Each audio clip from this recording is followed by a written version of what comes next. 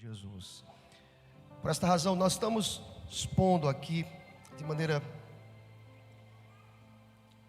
sequenciada, esse capítulo 29 de Gênesis, que eu te convido a ir comigo mais uma vez. Capítulo 29 de Gênesis. Quem esteve aqui domingo passado pela manhã sabe que nós ministramos do versículo 1 ao versículo 14.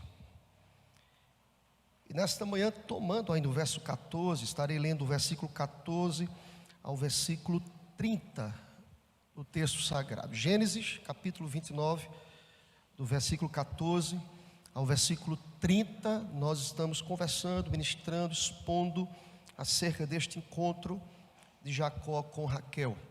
Vamos orar mais uma vez, irmãos. Deus, muito obrigado, Deus, porque nós estamos aqui em Tua casa.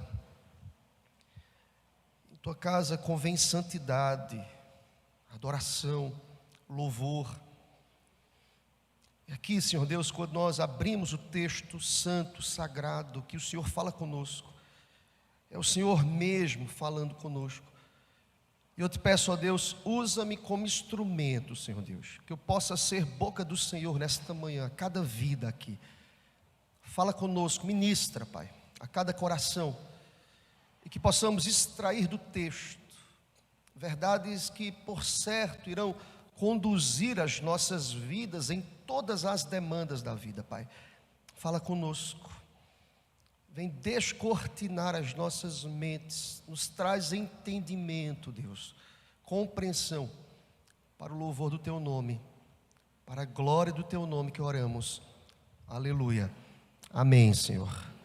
Gênesis capítulo 29, eu estarei lendo a partir do versículo 14, e iremos ler até o versículo 30, e nos diz a palavra: disse-lhe Labão, só para que os irmãos possam entender, e que vocês possam contextualizar, para quem não estava aqui, semana passada nós ministramos sobre essa realidade do encontro de Jacó com Raquel, e nós falamos que quanto que nós aprendemos com os patriarcas, eles nos ensinam de todos os modos, eles nos mostram as finitudes humanas, mas a finitude humana, mas sobretudo o texto sagrado revela-nos que Deus é soberano sobre todas as coisas.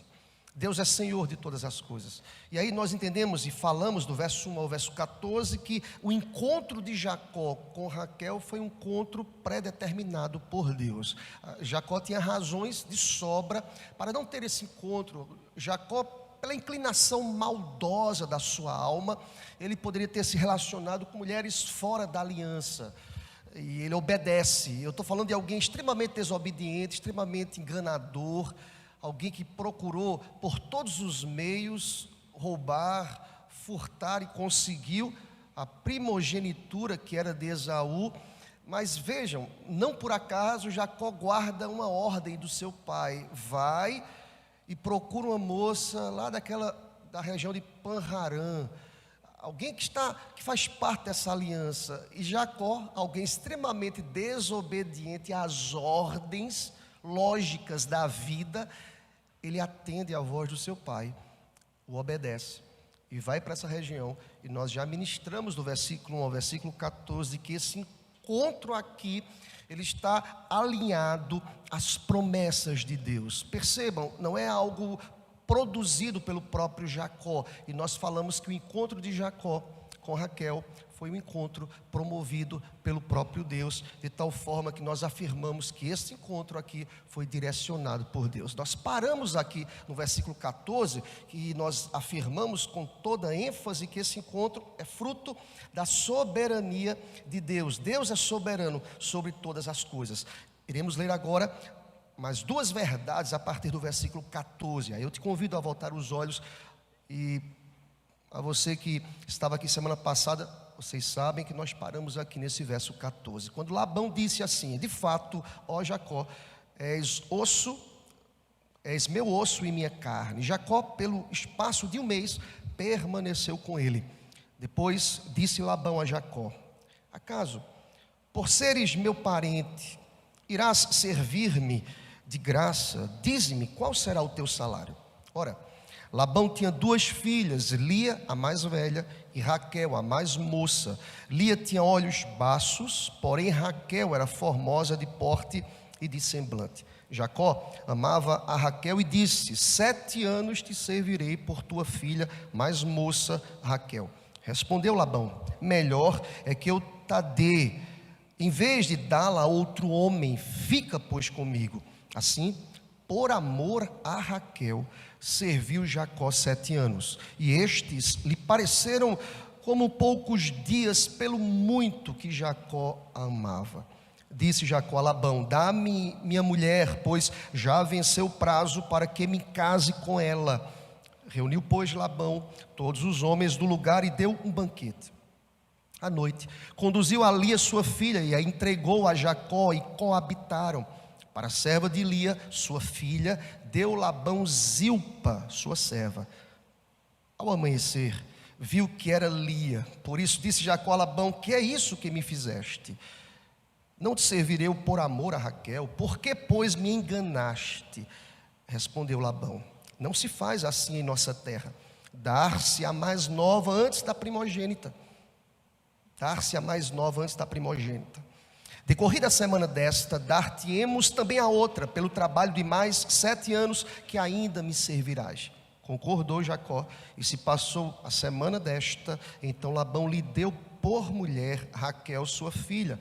Para a serva de Raquel, sua filha, deu Labão a sua serva Bila, e coabitaram. Mas Jacó amava mais a Raquel do que a Lia, e continuou servindo a Labão por outros 7 anos. Que Deus aplique essa palavra aos nossos corações, em nome do Senhor. Amém, meus irmãos? Continua com a sua Bíblia aberta. Nós iremos estar olhando esses versículos que nós lemos. Primeira verdade clara, pontual, inquestionável, é que esse encontro de Jacó é um encontro direcionado pelo próprio Deus. Mas a partir do verso 14, irmãos, nós iremos entender uma segunda verdade do texto. É que Jacó, pelo amor que ele tinha a Raquel, Jacó trabalhou movido por esse amor. É fato para a gente, irmãos, de que esses 7 anos de trabalho iniciais aqui, até o versículo 20, porque essa verdade que lhe digo aqui, que Jacó trabalha movido, direcionado pelo amor, compreende o versículo 14, nesse encontro com Labão, seu sogro, até o versículo 20, é fato que nós podemos afirmar que esse trabalho foi um trabalho de amor, de dedicação, porque 7 anos pareceram como poucos dias a Jacó, pelo muito que ele amava a Raquel. Se você olha o verso 20, começando de trás para frente, aí o verso 20 vai dizer assim: por amor a Raquel, serviu Jacó 7 anos, e estes lhe pareceram como poucos dias, pelo muito que amava a Raquel. É interessante, irmãos, que o árduo labor de Jacó, ao longo dos 7 anos, esse árduo labor, ele é mitigado pelo muito que ele amava a Raquel. Eu fiquei pensando sobre isso, irmãos. Todo trabalho que é feito por amor é diferente. Eu quero dizer para você que ele trabalha 7 anos. E o trabalho aqui era um trabalho de pastoreio, um trabalho árduo. Se você pesquisar o trabalho do pastoreio, você vai perceber o quanto que era um trabalho pesado, difícil. Um trabalho que demandava do pastor o acordar muito cedo, para cuidar, para dar atenção, para estar envolvido com um trabalho que demandava de Jacó desprendimento. Eu estou falando aqui que é alguém que se dedica 7 anos nesse trabalho, e presta atenção ao que o texto diz, parecia como poucos dias. Nós somos por natureza, isso está inato ao homem, nós somos imediatistas, nós queremos tudo para ontem, e diz a palavra que Jacó trabalha 7 anos, e ele compara esses 7 anos como poucos dias. Havia no seu coração amor, e esta cena entra num palco um mês depois da chegada de Jacó à casa de Labão. Se você olhar comigo a parte B do versículo 14, para que possamos assim expor os versículos, diz a palavra: pelo espaço de um mês permaneceu com ele. Essas tratativas trabalhistas, elas acontecem depois que Jacó está um mês na casa do seu sogro, em convivência, em contato, tanto com Raquel como com Lia. É interessante, porque a informação aqui, pastor, de que isso foi uma tratativa depois de um mês, para nos firmar na perspectiva e na ideia de que ele sabia exatamente por que queria casar com Raquel. Ele tinha convivência com ela ali na casa do seu tio. Um mês depois, aqui fica uma dica, tá, irmãos, para quem quer namorar: ore, conheça, coloca diante de Deus. Nós precisamos de confirmações, irmãos, porque nós não somos filhos à deriva. Nós temos um Pai que nos conduz, que nos orienta, que nos mostra, que nos revela. E aí, não apenas em relação às relações, ao namoro, ao casamento, ao noivado, ao casamento, mas a tudo. É para o trabalho, é para as conquistas, é para aquilo que nós estamos projetando, é para aquilo que nós sonhamos. Nós precisamos submeter todas as coisas a Deus, entendendo que Deus tem sempre o melhor para a gente. Aleluia. Diz a palavra que um mês depois, e durante um mês na casa de Labão, Jacó já estava trabalhando aqui, irmãos. Jacó não estava de férias. Jacó precisava mostrar serviço. Jacó estava agarrando a oportunidade que lhe surgiu de estar com Raquel. Ele trabalha, ele se envolve, ele passa um mês envolvido. E o que acontece a partir do versículo 15? Você irá perceber que Labão, seu sogro, era alguém que tinha um tino comercial muito aguçado, aflorado. Era alguém que pensava em números. Era alguém extremamente envolvido com números. No verso 15, se você olhar comigo, o seu sogro totalmente ali preocupado com o seu sobrinho, porque estava trabalhando ali de graça. Ele faz uma proposta, ele pergunta ali, verso 15: disse, pois, Labão a Jacó: acaso, por seres meu parente, irás servir-me de graça? Dize-me qual será o teu salário. Uma relação aqui familiar também. De que você quer ganhar, Jacó? Você não vai ficar aqui em casa trabalhando para mim de graça. Percebemos aqui esse tino comercial. Labão era alguém extremamente experimentado, mas de uma conduta moral duvidosa. Não sei se você consegue fazer esse link aqui. Eu estou falando de alguém duvidoso como Jacó, que é levado por Deus a uma família que tem um patriarca duvidoso, enganador, esperto, muito mais do que Jacó. Presta atenção, querido, Deus nos ensina em todos os momentos. Não há nada que passe da vista daquele que sabe exatamente como forjar o nosso caráter. Entenda isso em nome do Senhor. Às vezes nós imaginamos que Deus, será que Deus está no controle? Deus não perde o controle, querido. Deus forja o nosso caráter. Não por acaso que Deus leva Jacó para estar exatamente na casa do seu tio Labão. E depois que ele faz essa proposta, alguém pode pensar: pastor, depois tem uma proposta trabalhista aqui. O que tem a ver essas informações dos versículos 16 e 17? O texto faz questão de inserir aqui, nesse intervalo aqui, a realidade das suas duas filhas. E destacam aqui a apresentação das filhas de Labão. Olha para o texto, 16 e 17. Ora, Labão tinha duas filhas, Lia, a mais velha, e Raquel, a mais moça. Lia tinha olhos baços, porém Raquel era formosa de porte e de semblante. Eu acho interessante as narrativas bíblicas, irmãos, a importância de se colocar os registros.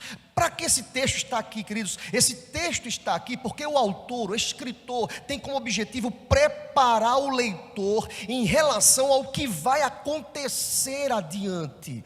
Para que a informação futura, em que Labão diz assim: olha, aqui há um costume de entregar a primogênita para o casamento, eis a razão pelo qual o escritor prepara o coração dos leitores, eles já se preparam aqui para receber a informação futura. E aí, irmãos, o que Labão faz aqui? Culturalmente, era muito comum, nessa região aqui, apresentar a primogênita, a mais velha, para casar primeiro.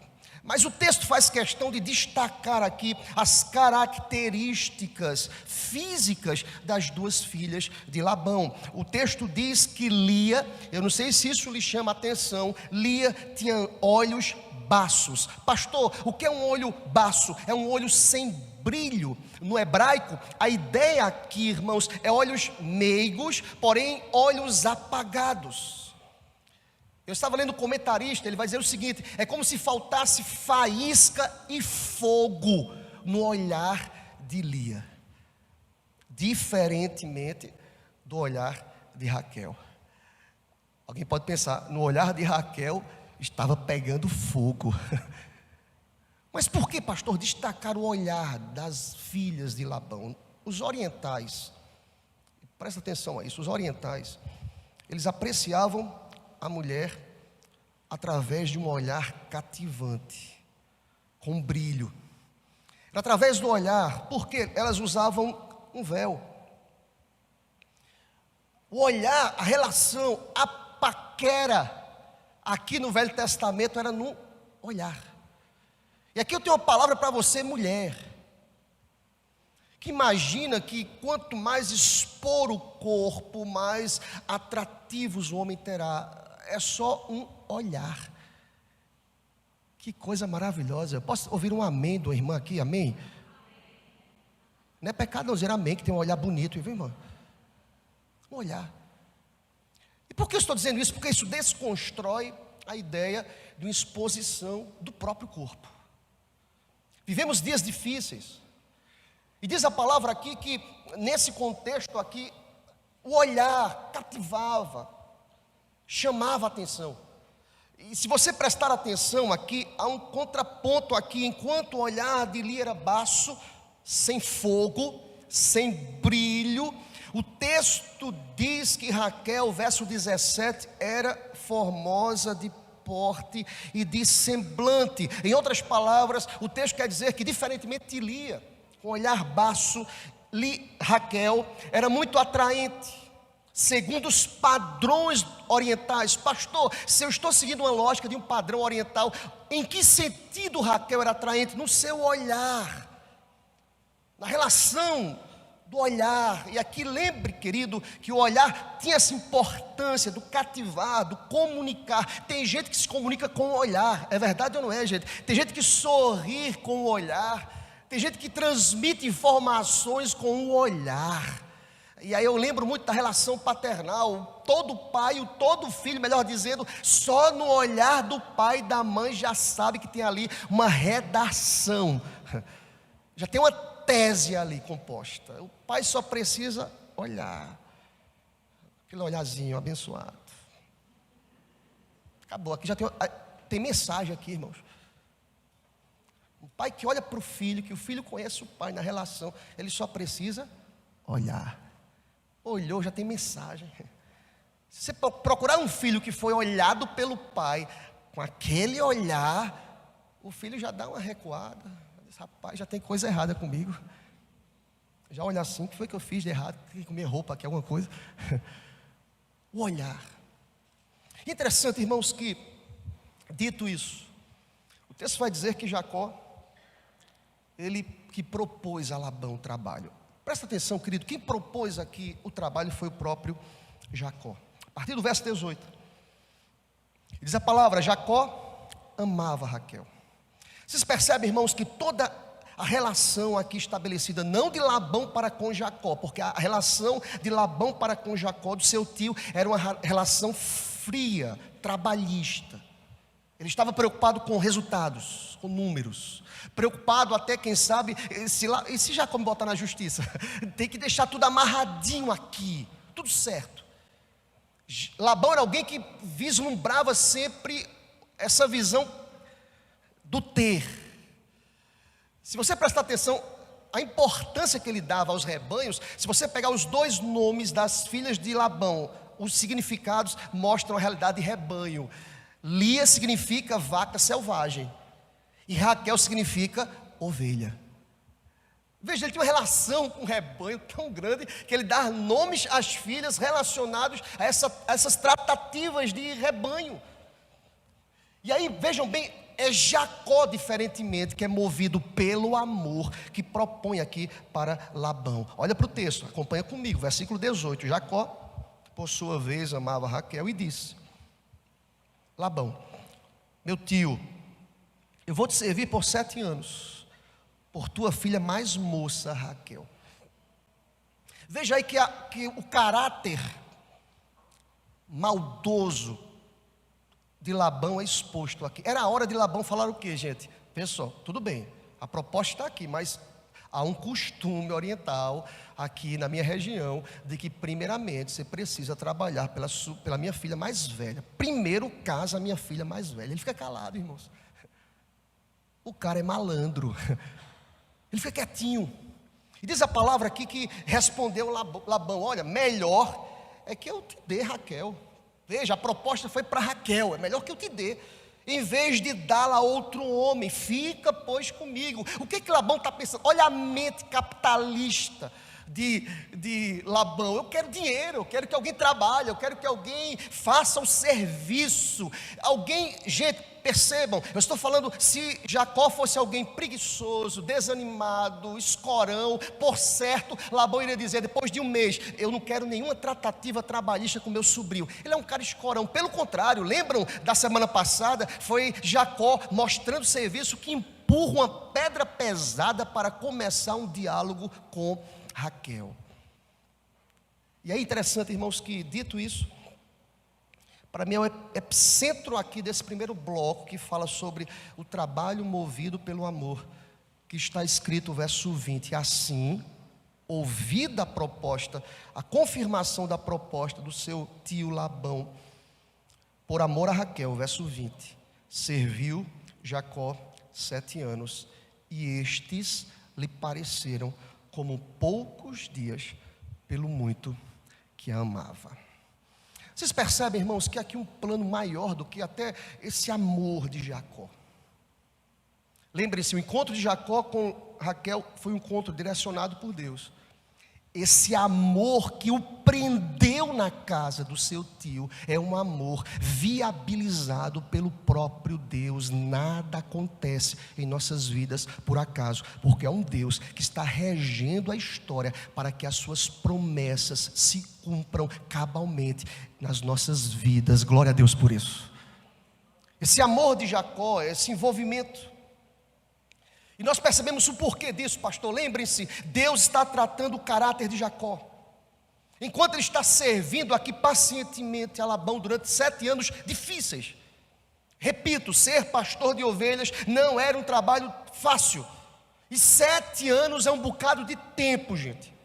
Mas o amor de Jacó por Raquel tornou o fardo do trabalho mais leve e fez com que o tempo passasse rapidamente. Tudo aquilo que nós realizamos com amor, o trabalho não é pesado, irmãos. Há uma aplicabilidade aqui absurda para a gente. Presta atenção, todas as vezes que eu me envolvo no trabalho, seja qual for, se eu faço como peso, como obrigação, como religiosidade, como algo que arranca de mim um esforço que não é movido pelo amor, esse trabalho será penoso, gente. Para tudo, trabalho da igreja, ministério, ofício,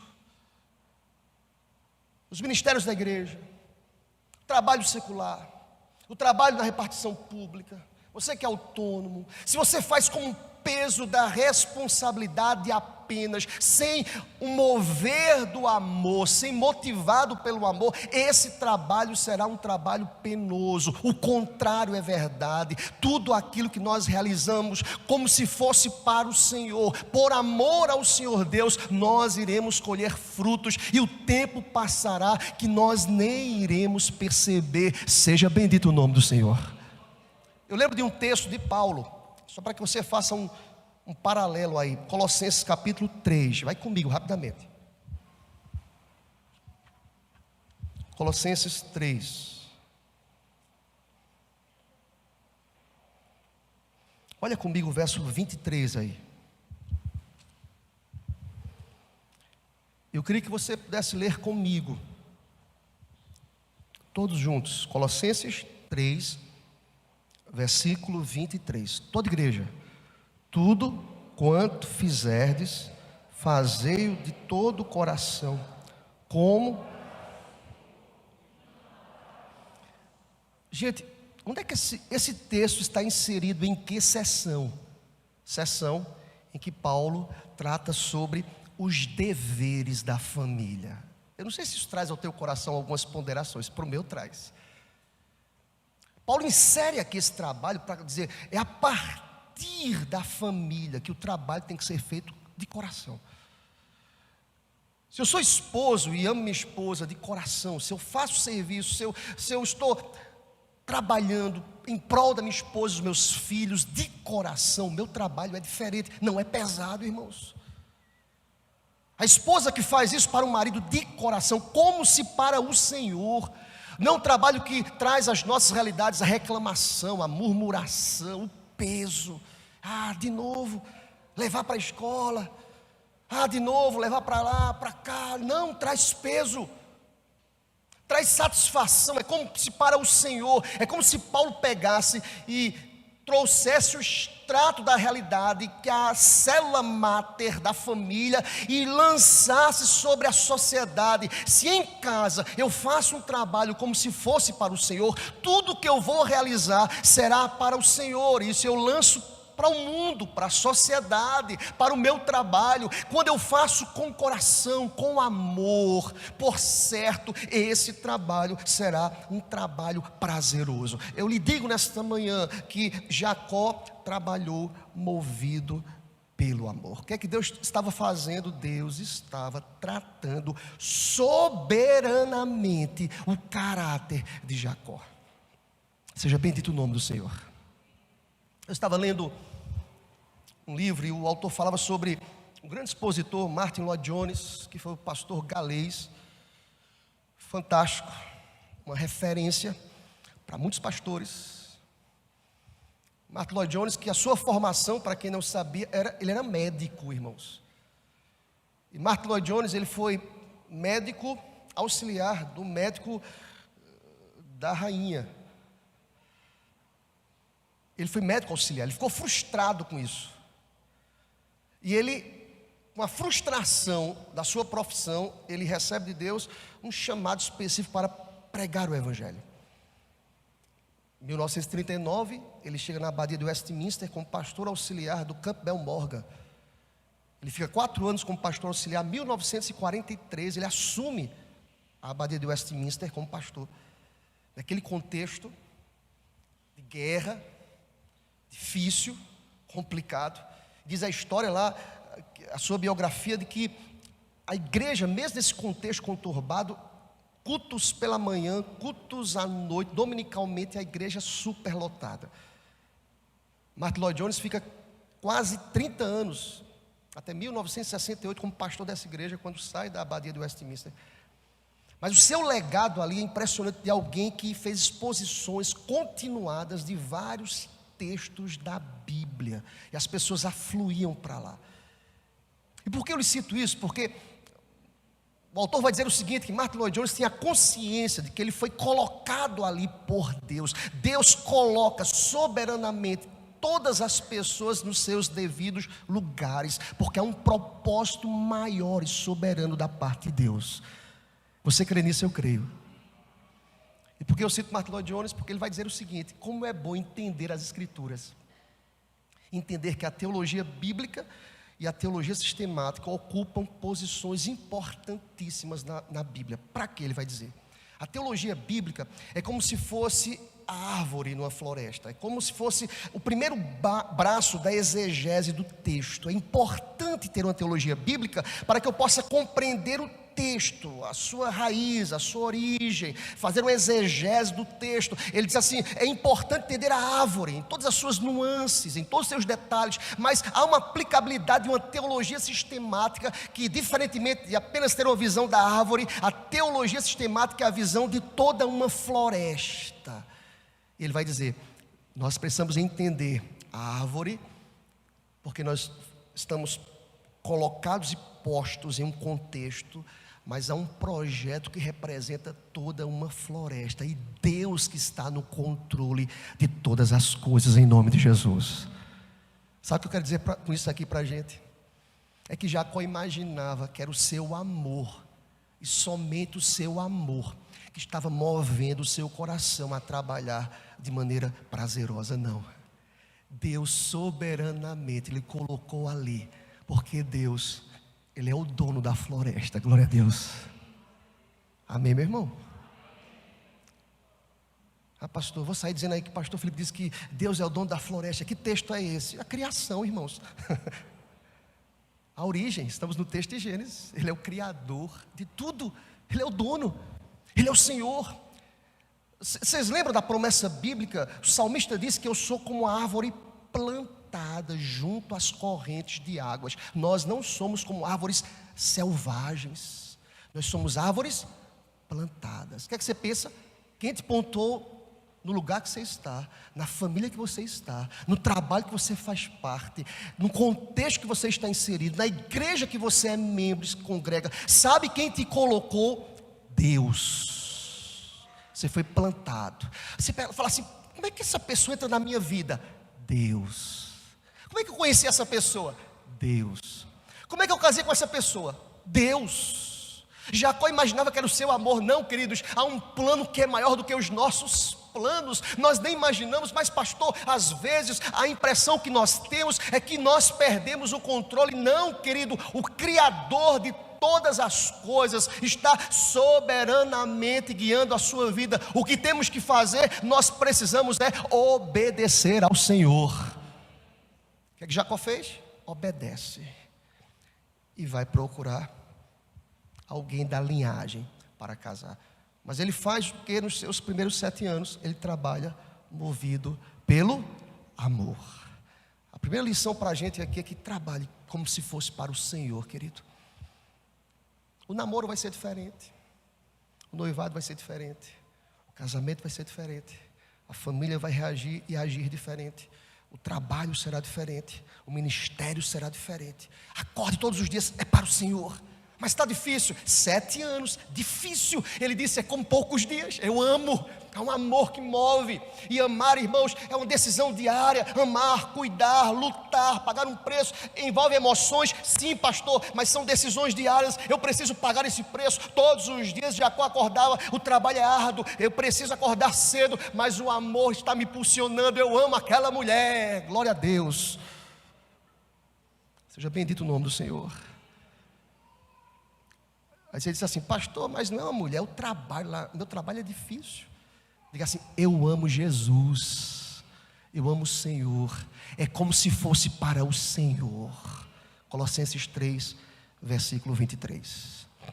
Mas o texto não acaba aí, irmãos. Há um segundo para hoje, último bloco, que nos apresenta a última verdade. Jacó trabalhou movido pelo amor. Agora olha aqui para mim, querido.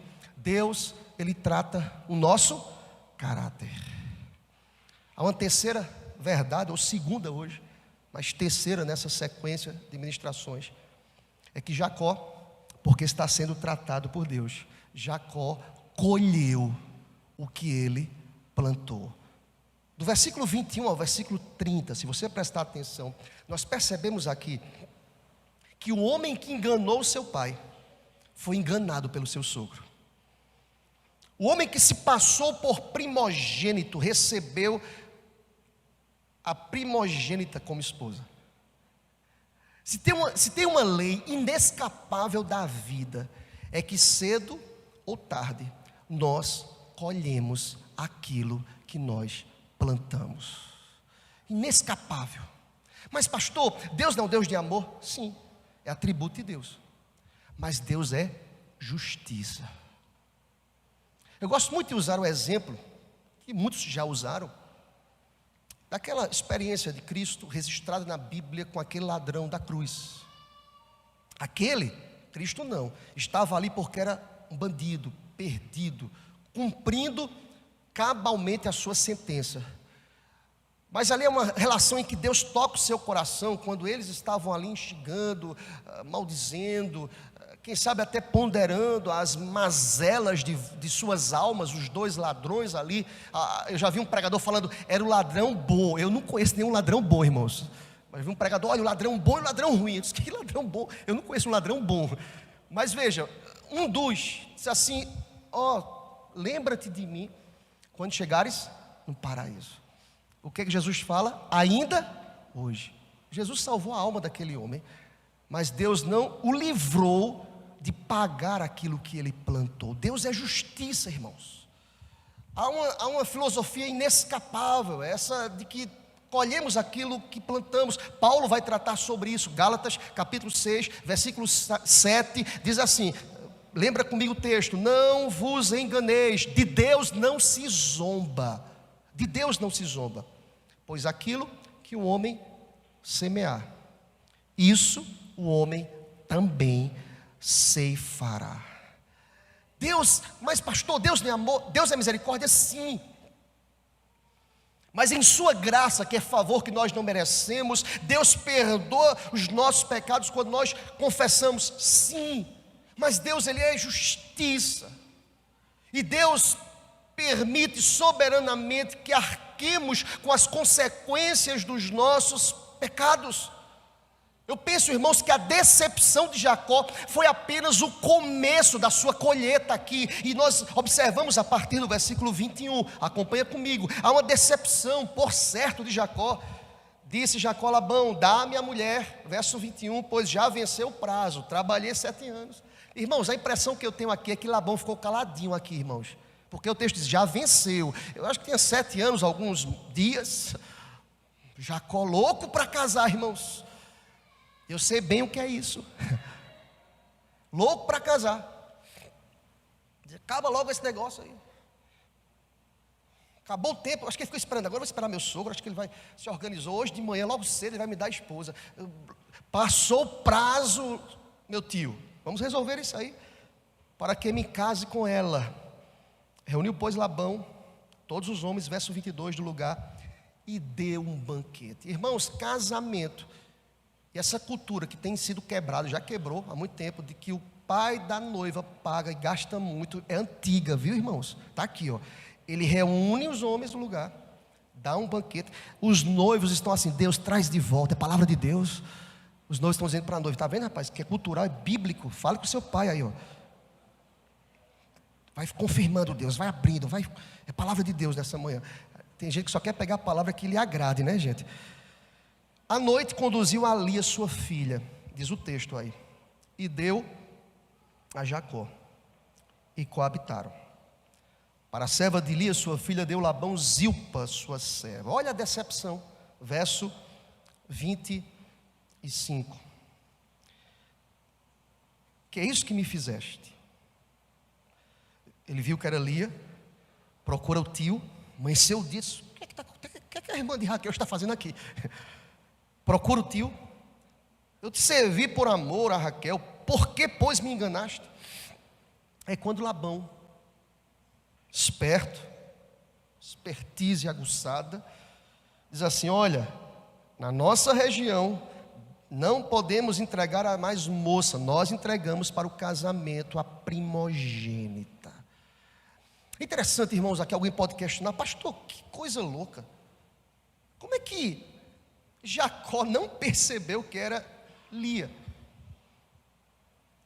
Argumentos aqui, irmãos, circunstanciais e argumentos aqui culturais. O argumento cultural é que, ele já foi explicado no texto aqui, o cultural é que não poderia dar para casamento a mais moça, era primogênita, era cultural. E aqui Labão enche o peito de maneira capciosa, pois ele deveria ter dito logo no início das tratativas, dizendo o seguinte, olha, nós precisamos entregar a mais velha primeiro. A primogênita, esse é o argumento cultural. Qual é o argumento circunstancial? é que nessa época, irmãos, os aposentos nupciais eram escuros. Naquela época não se tinha a luminosidade que nós temos hoje. A luminosidade era precária. A noiva usava um véu, como de costume. Lembram do encontro, por exemplo, volta aí no tempo, aqui no contexto, capítulo 24 de Gênesis, no encontro aí de Isaac e Rebeca, quando Isaac se aproxima, Rebeca pergunta a um dos servos de Isaac: quem é aquele que vem ali? Ela diz assim: é Isaac, meu senhor. O que é que Rebeca faz? Ela cobre com um véu. Então, há uma explicação circunstancial, e eu fico imaginar, irmãos, que Lia ficou caladinha no escuro. Quem vai falar é o guarda. Eu quero é casar também. Lia vai caladinha, pianinho. Amanhã o dia Jacó disse assim: rapaz, eu fui enganado. O enganador foi enganado, irmãos. A filosofia daquilo que nós plantamos, nós colhemos. É interessante, irmãos, se você prestar atenção, se você faz uma linha lógica aos pensamentos, veja que Jacó vai colher o que ele plantou. Se você vai para o capítulo 27, 2 irmãos são trocados mediante a estratagema diante de um homem cego. 2 irmãs no capítulo 29 são trocadas mediante as tratativas das trevas de um homem que é ganancioso, o seu tio. Deus tem ações e propósitos com tudo isso, irmãos. Deus é soberano sobre todas as coisas. Há um propósito. Deus está forjando o caráter de Jacó, mas pastor, isso é muito duro, isso é muito sério. Irmãos, quem foi o conselheiro de Deus? Já dizia Paulo em Romanos: quem foi o seu tutor? Quem diz as normas? Quem mostra as tratativas circunstanciais da vida? Quem somos nós para dizer: oh Deus, como é que o Senhor escolhe um e em detrimento de outro? Como é que Deus escolhe um vaso para honra e um vaso para desonra? Como é que Deus escolhe antes da fundação do mundo? Como é que o homem não tem essa liberdade? Não, irmãos, dentro do plano soberano de Deus, Ele é Senhor e nós somos servos. Seja bendito o nome do Senhor para sempre. E aqui o texto diz que Jacó precisava ser tratado com o seguinte tema: primogenitura. É como se uma história pulasse ao coração de Jacó mais uma vez. Rapaz, de novo essa história na minha vida. Eu enganei. Irmãos, eles pensou sobre isso. Deus está tratando o caráter dele. Pense comigo, quando nós agimos de maneira equivocada, capciosa, maliciosa com as pessoas, e lá na frente nós colhemos o fruto disso, e nós lembramos quando as coisas começam a dar errado para a gente: eita rapaz, eu fiz isso. Tem gente que nem confessou o pecado, está tentando ter proveitos. Olha aqui para mim, querido, Deus trata o nosso caráter. Tudo aquilo que nós plantamos, nós iremos colher. Deus sabe como forjar o nosso caráter. Deus sabe como tratar as nossas vidas. Deus sabe como moldar o coração mais pecaminoso. E seja bendito o nome do Senhor Deus, porque Deus sabe. Nós não ficamos impunes. Deus não deixa de tratar as nossas vidas. E aí, queridos, e impressionante como Labão é apenas instrumento nas mãos de Deus aqui. Mas como, pastor? Deus usa a quem Ele quer. Deus usa Labão para tratar o caráter troncho, tosco de Jacó. Porque Jacó se depara agora com seu tio. Parece que o problema aqui é de família, viu, irmãos? Seu tio é fraudulento, astuto, insensível, ávido, ambicioso. Ele usa até as próprias filhas. Lembrem, Lia é vaca selvagem, Raquel ovelha. Ele trata as filhas como mercadoria, irmãos. É um pai astuto, fraudulento, insensível, ávido. E interessante, irmãos, que quem já mostrou essas características? O próprio Jacó. Fraudulento, astuto, ganancioso, rouba a primogenitura do seu irmão. E Deus quer tratar o quê? O caráter de Jacó. Presta atenção, querido, nós não passamos neste mundo sem um tratamento do nosso caráter. Nós precisamos mortificar as nossas vidas todos os dias, e Deus trata o nosso coração. Graças a Deus por isso, aleluia. O que Jacó faz? Jacó não sai correndo não, irmãos. Eu penso que Jacó assenta no seu coração tudo que ele tinha feito. E a palavra de Deus diz o seguinte, que decorrida a semana desta, verso 27, vai comigo, dar-te-emos também a outra. Agora sim, Jacó, pelo trabalho de mais 7 anos, que ainda me servirás. Interessante, irmãos, que o texto não vai falar mais que ele trabalha com poucos dias, com amor. Eu penso que aqui é o tratamento de Deus para ele, é o peso. A palavra de Deus nos diz que o pecado seca os nossos ossos não confessados. Aqui ele confessa, ele reconhece, Deus está tratando o caráter dele, mas Deus está moldando, Deus está acurando a alma de Jacó. Coração, estamos caminhando para o final, irmãos, dessa exposição. Interessante que, por que eu digo isso, pastor? Como é que o senhor afirma que ele aceita passivamente? Porque o texto revela isso para a gente. Ele volta ao trabalho mais 7 anos. Ele mansamente, sendo tratado, ele se submete à amorosa mão do Senhor. Ele se submete a crescer na fé. Eu penso que esse trabalho agora é um trabalho de fé. Deus, o Senhor quer me ensinar alguma coisa. Eu lembrei do que eu fiz. Deus, o Senhor está moldando o meu caráter.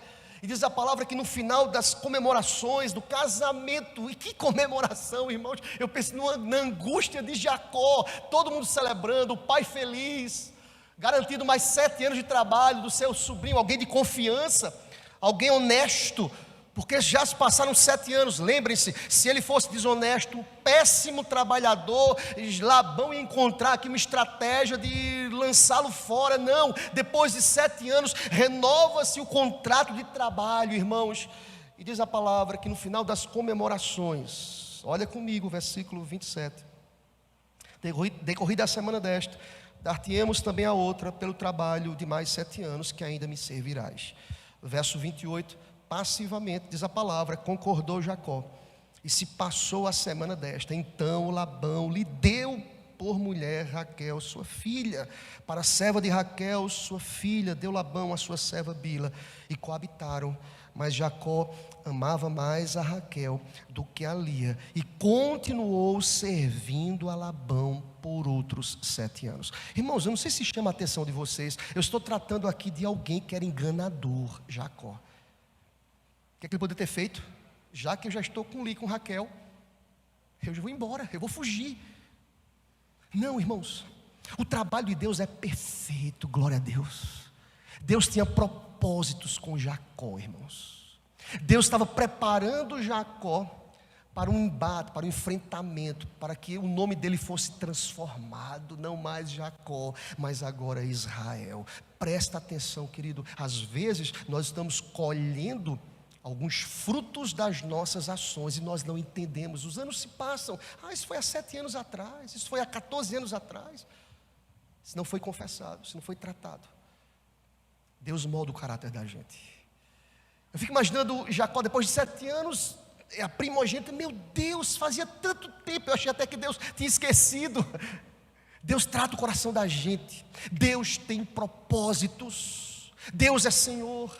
Deus molda, Deus tem um propósito que é maior do que os nossos propósitos. Jacó tinha os seus propósitos, mas Deus tem um propósito que é maior. E aí, irmãos, nós entendemos do que está escrito na palavra de Deus, ao filho de Jacó, como referência aqui José, quando vendido pelos irmãos, quando maltratado no Egito, quando passando por todas aquelas agruras, no final, lá no capítulo 50, versículo 20, quando os irmãos de José, assustados, todos filhos de Jacó, e Jacó foi alguém escolhido por Deus para ser o pai das 12 tribos, Deus tinha propósito com ele, quando os filhos de Jacó, ali diante do seu filho José, se curvam, José vai dizer: vós, na verdade, intentaste um mal contra mim, porém Deus tornou em bem. Sabe que nós entendemos isso? Romanos 8, 28. Sabemos que todas as coisas cooperam para o bem daqueles que amam a Deus, daqueles que são chamados segundo um propósito que é soberano, maravilhoso e perfeito. Seja bendito o nome do Senhor para sempre. Essa é a palavra de Deus para a gente essa manhã. A primeira delas, trabalhemos com amor. O trabalho feito com amor é diferente, irmãos. Mas entenda, Deus, Ele trata o nosso caráter. E nós colhemos tudo aquilo que nós plantamos. Porque Deus é um Deus de justiça. Amém, meu irmão? Alguém pode dizer, pastor, se tivesse parado esse sermão no primeiro ponto, estava todo mundo feliz aqui, trabalhou com amor. Mas esse segundo ponto aí hoje, pastor, é muito pesado. Deus quer tratar corações aqui nessa manhã. Deus quer forjar o nosso caráter. Deus quer moldar as nossas vidas. E saibam, Deus usa a sua livre agência. Ele é soberano. Ele não se submete a ninguém.